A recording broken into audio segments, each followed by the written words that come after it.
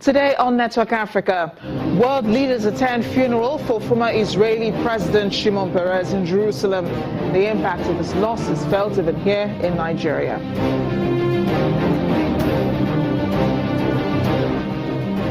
U.S. hedge fund is fined more than $400 million over bribery allegations in connection with an African firm.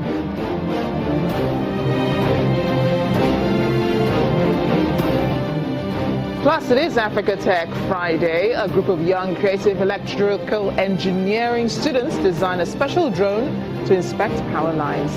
Let's begin Network Africa.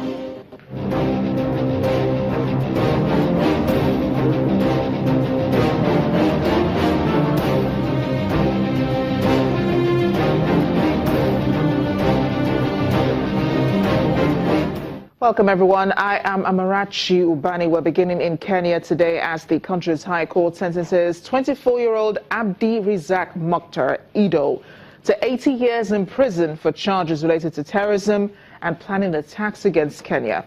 The resident magistrate, Joyce Gandani, sentenced Mokhtar to 20 years on the first count of supporting and recruiting al-Shabaab members.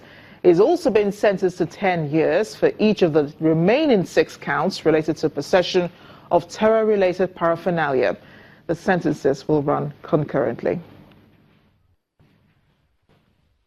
A somber day it is for Israelis as they say a final goodbye to the country's former president Shimon Peres, who died on Wednesday at the age of 93.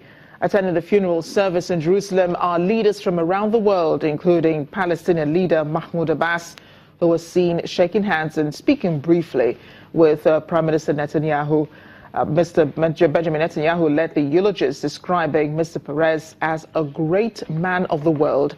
He said that while Israel and the world grieved for Mr. Peres, there was hope for his legacy, recalling that Mr. Peres lived a life of purpose. Former President Bill Clinton was also at the ceremony. He said Peres was Israel's biggest dreamer. He imagined all the things the rest of us could do. He started life as Israel's brightest student and became its best teacher, so says Bill Clinton. President Barack Obama closed the eulogist, comparing Mr. Peres to the likes of former South African President Nelson Mandela and the Queen of England, whom he has had the honor of meeting. The funeral was the largest of such events since the funeral of Prime Minister Yitzhak Rabin, who was assassinated by a Jewish nationalist in 1995.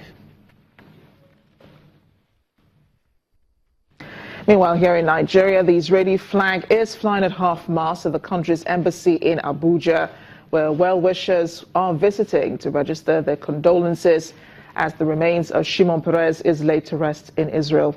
The chief of mission, Mr. Nadav Goren, says Mr. Peres will forever be remembered for the legacy of peace, courage in the state of Israel, and optimism of a greater future that he laid in Israel through his nearly 70 years political career. He adds that Peres is one of Israel's most loved leaders who embodies the state of Israel and the spirit of innovation, and whose mourning is one of the biggest events in modern Israeli history. It's very symbolic, I would say. We are celebrating the Jewish New Year in 2 days. And Shimon Peres always talked about not talking about the past, even when we're talking about all our issues in the regions, not look to the past, but look to the future. And you need to be a courageous man, a man with a vision to live by that, and he lived by that. He used to say that optimists and pessimists die the same way, but they live differently, and he prefers to live as an optimist. And I think this is really something that emulates his spirit, and this is part of his legacy. And so he's mourned not only by all the Israeli people, but by people around the world. He really embodies the state of Israel. First of all, in his courage as a founder of the state of Israel and pioneering coming to and making a country where there is none. Second of all, I think he really transcends the spirit of innovation of our country. And from making that bridge from a young country in an arid land to a flourishing economy. And I think the third thing, which is maybe the most prominent, what people will really remember, is his ability to dream. His ability to dream of peace, his ability to envision peace, and his hard work towards peace throughout his long, long career. President Muhammadu Buhari has also sent his condolences to the Israeli government and the people of Israel. A message was sent in a statement from his office in which he said Mr. Perez exhibited visionary leadership, voice of wisdom and unparalleled experience of diplomacy in the Middle East, a character that would continue to resonate in the long search for peace in the region. Let's get more perspective on the man himself and Nigeria-Israeli relations. President of the Nigeria-Israeli Chamber of Commerce, Senator Ben Obi, joins me now on the program. Senator, glad you could join us on Network Africa. I'm hoping there's no communication problem, but what do you remember the most about the man Shimon Peres?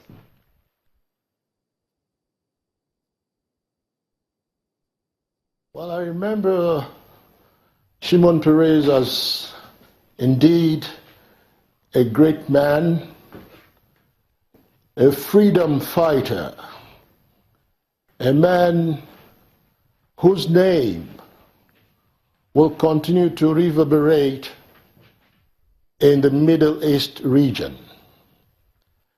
A man who sought for peace and was able to bring the peoples of the Middle East to a round table. A man who served his country in various capacities. He was a foreign minister, he was a defense minister, he was president, he was vice president. A man who had great dreams for the peoples of the world. When he successfully brought peace talks to happen in the Oval Office, the world recognized it, and the three of them, Yitzhak Rabin, Yasser Arafat, and himself, were given the Nobel Peace Prize.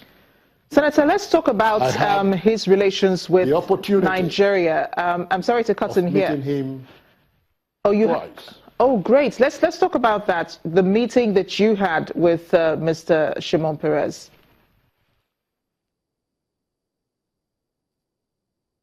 Yes, I led a delegation of military officers and police officers sponsored by the Nigeria-Israel Chamber of Commerce, of which I remain the president and founder.